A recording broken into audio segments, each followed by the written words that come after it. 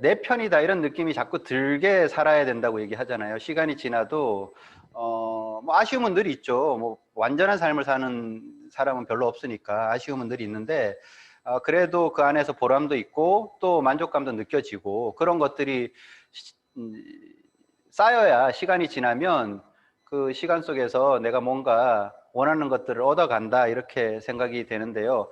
이제 2021년 시작됐거든요. 새해 첫 달이긴 한데 내가 특별하게 지난 해와 다른 뭔가 확실한 변화를 주지 않으면 또 시간은 그렇게 흘러가겠죠. 그러면 또 아쉬움이 훨씬 많은 1년을 보내게 된다 이렇게 생각하면 너무 속상하잖아요. 그래서 우리 늘 뭐 아메이 사업을 떠나서 내 인생 삶 자체를 놓고 봐도 뭔가 또 새로운 계기가 있어야 되고 또 그 계기가 현실이 되려고 하면 변화를 또 줘야 되고 이런 기로에 서 있다 이렇게 생각이 돼서 오늘 그냥 피널 미팅 우리 이제 웃금성 가족끼리 모여서 하는 미팅에 이제 새해 첫 번째 미팅인데요. 그래서 그런 전체적인 큰 그림 속에서 첫 달 어떻게 시작을 해야 되고 그래서 회계연도 기준으로 보면 이제 남은 8달 남았는데요. 충분히 그 8달 안에 새로운 계기를 우리는 마련할 수가 있죠. 그게 아메이 사업이니까. 그래서 그런 얘기 좀 같이 나눠볼 거고요. 저는 이제 오프닝 짧게 하고 오늘 준비되어 있는 좋은 강의들이 또 따라 이어질 거니까요. 기대 계속 많이 해주시고 지금 돈이 흘러가고 있죠. 머니 시프트라고 하는데요. 1990년대 엘빈 토플러가 파워 시프트라는 권력 이동이라는 책을 쓰면서 뭔가 그 권력도 어디로 이동을 하더라. 그래서 한 곳에 머물러 있는 게 아니다. 그 안에는 물론 돈도 포함되어 있었어요. 권력이라는 걸 그때 엘빈 토플러는 크게 3가지로 얘기했었거든요. 첫 번째가 물리적인 거, 말 그대로 권력이죠. 힘, 그러니까 물리적인 힘. 그 다음에 두 번째가 웰스, 그 이제 부라고 얘기했죠. 부도 어떤 형태의 또 하나의 힘의 존재고, 세 번째 그 권력을 이제 지식이라고 이렇게 얘기했었어요. 그래서 제일 하위 단계의 힘이 뭐냐 그러면 물리적인 힘이고 두 번째 단계의 힘이 부라고 얘기했었고요. 세 번째 가장 앞으로 큰 파워가 지식일 거다 이렇게 얘기했어요. 그러니까 그게 90년대 그렇게 얘기하고 한 10년쯤 지났을 때 정보화 혁명이라고 하는 3차 산업혁명이 일어났죠. 그러니까 그렇게 해갖고 뭔가 권력이 그런 쪽으로 이제 이동해 갔다. 그러니까 머물러 있는 게 아니고 계속 이제 이동한다는 거죠. 그럼 돈도 지금 어느 곳으로인가 지금 이동을 하고 있다. 그래서 4차 산업혁명이 오면서 기존에 있던 곳에서 돈이 어디론가 지금 이동을 해 가고 있다는 사인이 계속 나오고 있었죠. 그래서 작년 2020년 1년 동안은 굉장한 머니 시프트가 일어난 해다 이렇게 얘기했죠. 그게 뭐냐면 가속도가 붙었다고 얘기하는 거거든요. 원래 돈은 계속 흘러가고 있었죠. 그런데 갑자기 급격한 속도를 내면서 한쪽으로 돈이 지금 쏠려가고 있는 거다. 이제 그렇게 세상은 뭔가 혁명의 흐름을 타고 변해가고 있는데 나는 과연 그 과정 속에서 뭔가 준비하고 그런 흐름을 조금이라도 뭔가 인지하고 있냐. 많은 사람들이 인지는 하는데요. 거기에 대한 대응을 전혀 못하고 있다. 이렇게 지금 얘기를 하거든요. 그래서 돈이 어느 쪽으로인가 이동을 하고 특히 이제 그게 가속화 시키면서 한쪽에서는 굉장히 어려워지고 있고요. 돈이 빠져나간 쪽에서는. 그리고 돈이 빠져나가서 향하고 있는 쪽에서는 돈이 굉장히 많이 벌었겠죠. 뭐 여러 가지 코로나가 바꾼 여러 가지 산업의 지형 중에 코로나의 수혜 기업들도 많죠. 뭐 특히 이제 언택트 기업들. 쿠팡 얘기 많이 하는데요. 쿠팡이 지금 작년까지 계속 적자였죠. 올해 어떻게 될지 이제 그게 귀추가 주목이 된다고 얘기하는데 원래 뭐 좀 늦으면 2025년쯤 흑자로 전환될 거다. 아니면 빠르면 2023년이다 이렇게 예상을 했었거든요. 쿠팡이 언제 흑자로 전환될 것인가는 산업의 지형을 바꾸는 거기 때문에 굉장한 사람들의 관심의 대상이었어요. 근데 그게 작년 코로나를 계기로 해서 가속도가 붙으면서 빨리 흑자로 전환될 거다. 그래서 올해 아마 흑자로 전환될 거다라는 얘기까지 나올 정도로 굉장히 속도가 빨라졌다는 거죠. 그래서 올해 뭐 나스닥에 상장을 한다 뭐 이런 얘기들도 있는데요. 어쨌든 돈은 급격하게 지금 흐르기 시작했어요.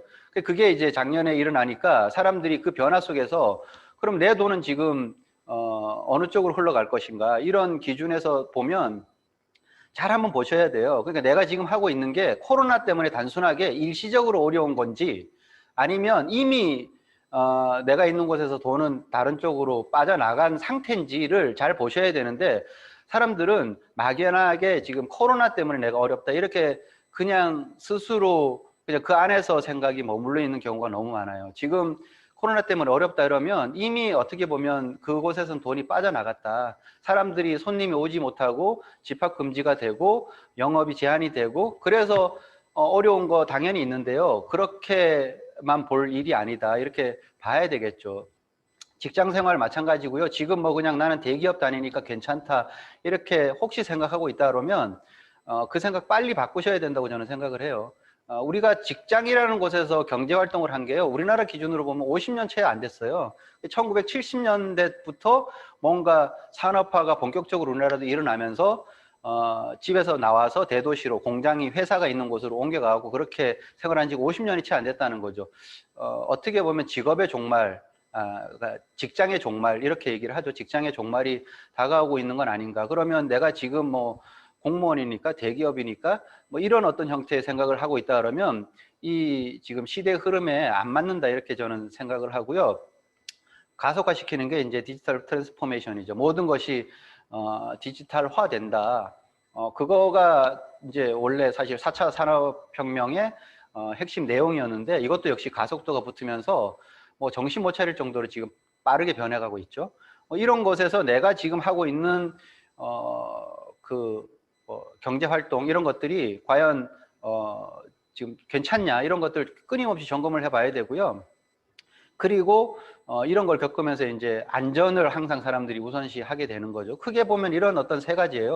속도가 굉장히 빨라졌다. 그 다음에 디지털화 된다. 그 다음에 안전을 우선으로 한다. 그러니까 안전 우선을 하기 전에는 뭐였냐? 뭐 예를 들어서 우리가 제품을 고를 때 디자인을 좀 선호한다든가 아니면 뭐 성능을 선호한다든가 아니면 가격을 따져본다든가 이런 여러 가지 그 제품의 구매 요소가 있는데 그런 것들을 다 떠나서 지금은 안전을 최우선으로 한다 이렇게 생각을 하시면 될 것 같고요. 그래서 저는 작년 1년을 겪으면서 제가 하고 있던 아메이 사업에 대한 가치, 그러니까 밸류가 굉장히 높아졌고 비전이 엄청 커졌어요.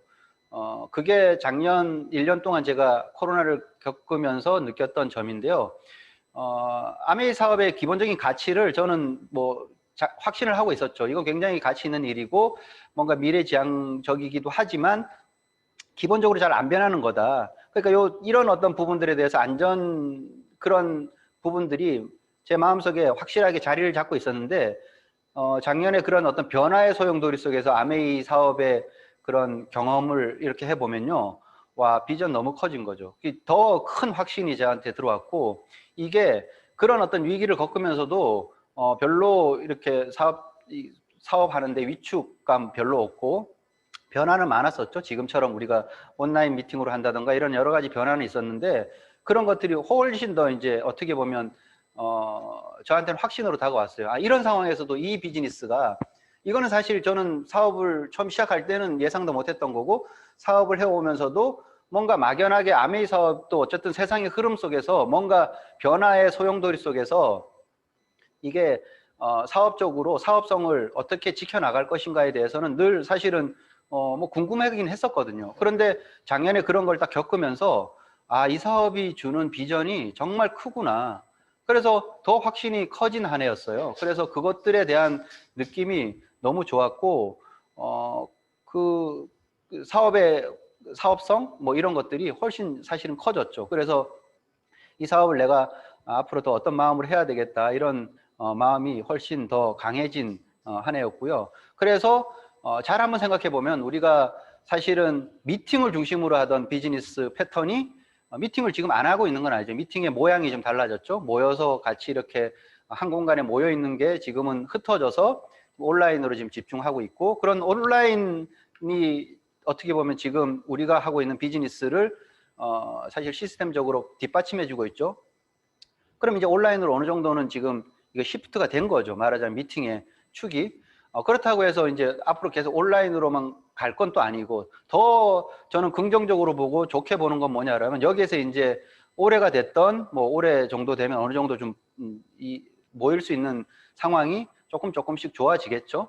내년이 됐던. 그렇게 하고 다시 우리가 예전처럼 이렇게 모일 수 있는 어떤 상황이 분명히 또 올 거고요. 그렇게 되면 우리가 모여서 할 수 있는 예전의 그런 어떤 파워에다가 온라인으로 하는 것들은 당연히 계속 지켜나가지겠죠. 앞으로 그 세상은 그렇게 흘러가는 거니까.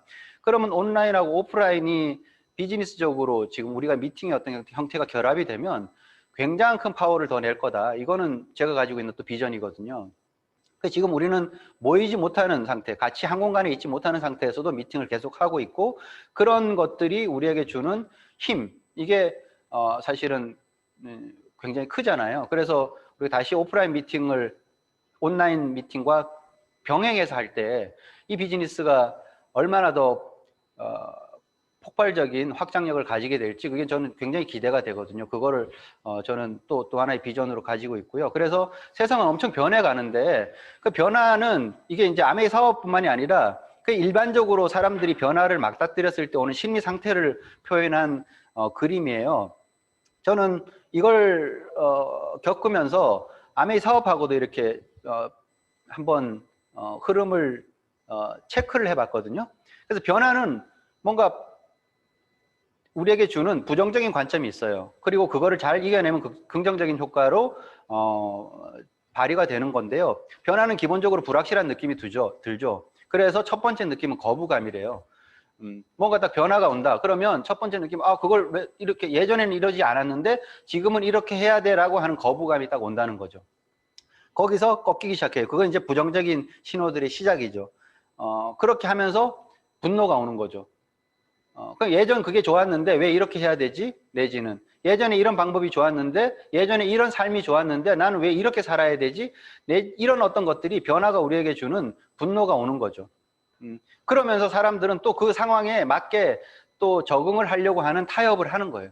그러면서도 계속 그것들이 쌓여서 나중에 그런 것들이 어떤 사람들에게는 비관으로 가는 거죠. 최종적인 느낌은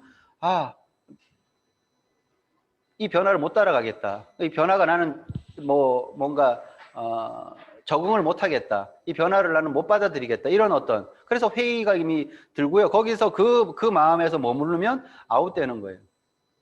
내가 하고 있는 어떤 사업이든 아니면 삶의 어떤 영역이든. 그래서 이 부정적인 어떤 느낌은 변화를 줄 때 계속 오는 거는 뭐 당연한 거고요. 그래서 그런 어떤 느낌으로 왔을 때 이거를 회복시켜서 긍정적인 효과 쪽으로 끌고 가려고 하는 뭔가 계기가 있어야 된다는 거죠. 그래야 변화에 사실은 긍정적인 측면을 내 사업이나 내 삶 속에서 받아들일 수가 있는 거예요. 그 첫 번째 신호는 뭐냐 그러면, 변화를 긍정적으로 바꾸는 첫 번째 신호는 여기 있죠. 작은 성과.